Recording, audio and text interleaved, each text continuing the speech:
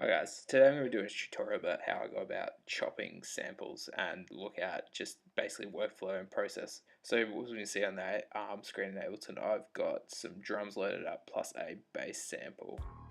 This is the bass sample just here, something I grabbed off I think it was a CD. And also I've got some drums loaded up as well, just so as we're chopping up the sample we can see what works. I just got basic kick, clap, and then another clap pattern just so I can play around with a few different rhythms. So yeah, nothing too fancy, but yeah, it should work well with the sort of track we're trying to create. Alright, so first things first is I will duplicate the bass. So we want to keep the bass there as an original so we can continue to alter it and change it but still come back to the original. So this is our original again. What I like to do is try pitching some of the samples.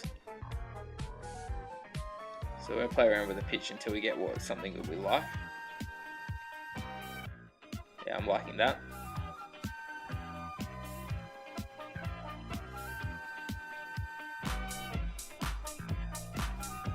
As you can see that most of the sample is getting away of the kick, so what we're going to do is grab a sidechain compressor. I generally really like using this one by Cable Guys called Shaperbox, just because it's very visual. You can look at the sidechain that you're making and run edits to it. So we'll load up and we'll be using the volume setting. So first things first is we want to change it to quarter notes because that's where our kick is hitting. So we'll change the sidechain compressor down to a quarter note sidechain compressor, and we'll load up one of the bass settings.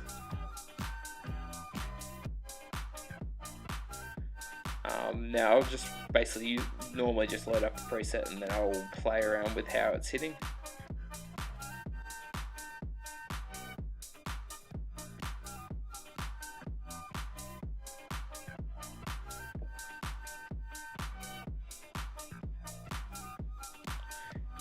I'm liking how that compressor's sounding with the track. Just tidying up some of my transients just to make sure everything's hitting well and getting rid of this EQ while I'm doing it. Cool, so I'm pretty happy with that bass now. The sidechain compressor, what I'll do, as I said before, is duplicate it and make another one. And I think it's a really good idea to label stuff as you go. So now we are going to mess around with the now sidechain bass, and what I like to do is make a half bar loop.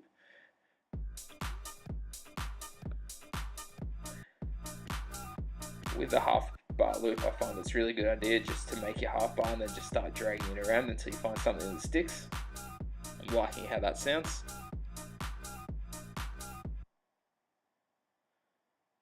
Zoom in, and now to add a variation on the last part of every 2 bars, I'm going to change where the half bar hits. See, that creates a bit of variation in the track. We'll duplicate that again. And move it around just so we're creating a bit of variation in our half bar.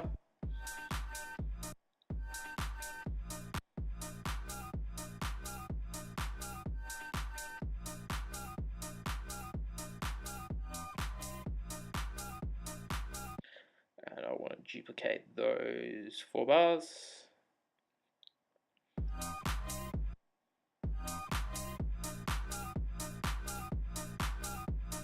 So copy and paste that. We'll consolidate it first just so it's all together and paste it over here.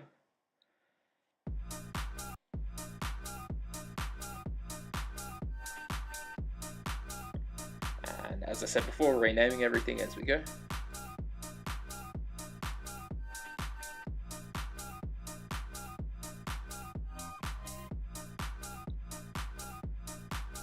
Cool, and now we have a side chained half bar loop. So as you can see, we're starting to build up components to a song here. And I like to flatten it after each track just to stop any, I guess, CPU lag due to there being too many plugins open. So yeah, we'll consolidate it, freeze it, and then flatten it.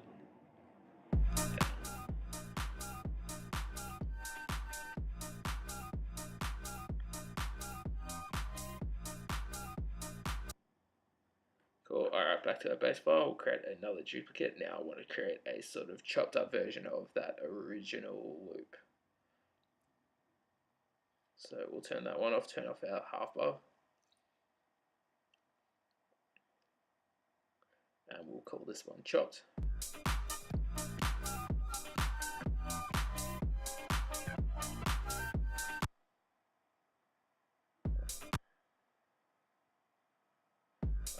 Alright, this process is sort of just a matter of trial and error until you get something you really like the sound of.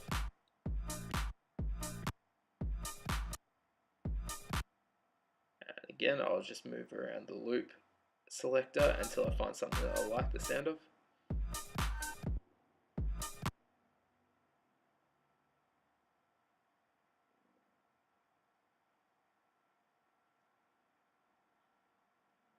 And try chopping in another bit.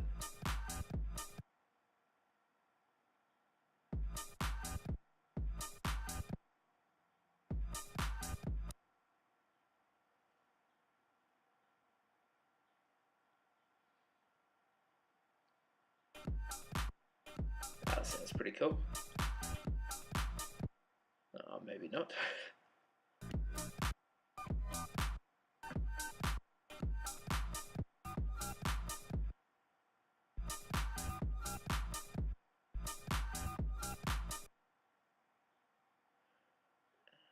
Slice another part up here, move that out. As you see, it's just a matter of trial and error and chopping samples up like this, but once you got something that find something that sticks, you just stick with it and keep building on it.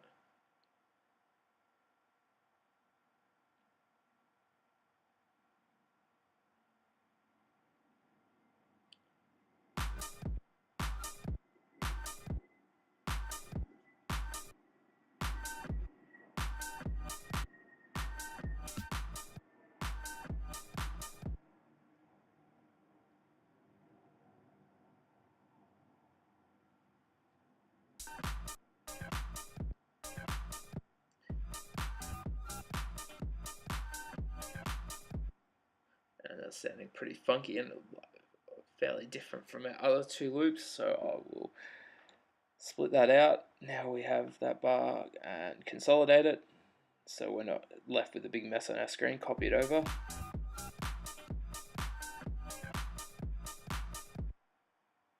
Cool, delete that and make sure we duplicate it for our 8 bars.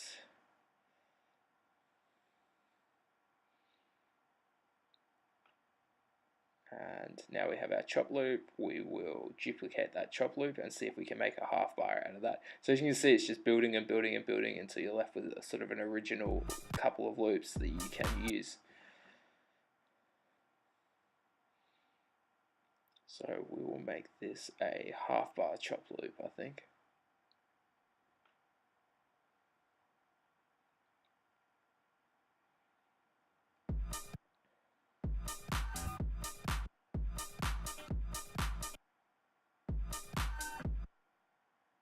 That's sounding pretty cool and fairly different from what we had before. There we go, that sounds pretty funky. And it's good it is sometimes turn off your drums just to see how it's sounding, and with the kick that loop is sounding really cool.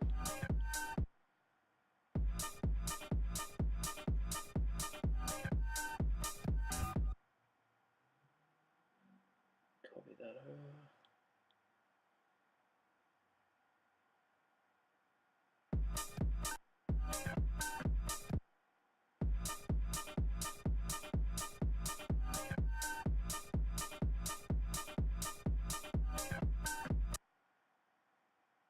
Cool, copy that over. That's sounding really good, that loop. We'll just see how this sounds.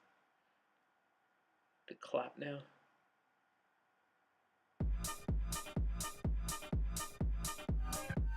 And I might start mucking around with an auto filter as well, just to get that French house type sound.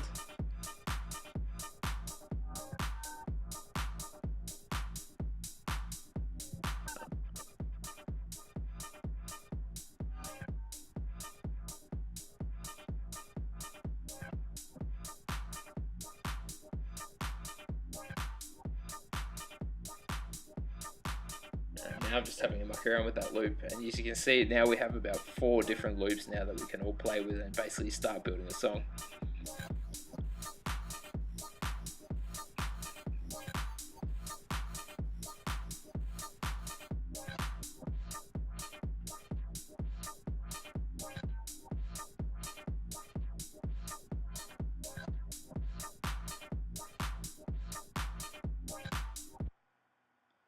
Cool.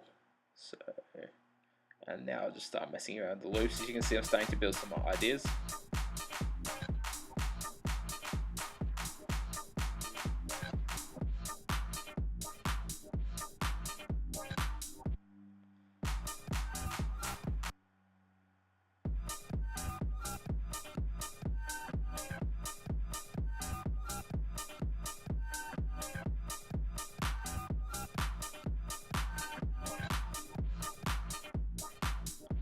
Yeah, as you can see, jumping between these two, we've got at least 4 different loops, and we can easily start building a song from this.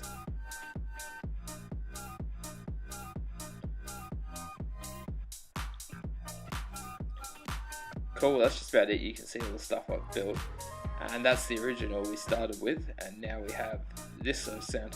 If you go down to the links below, you'll find a whole download with about 5 different samples I've made like this.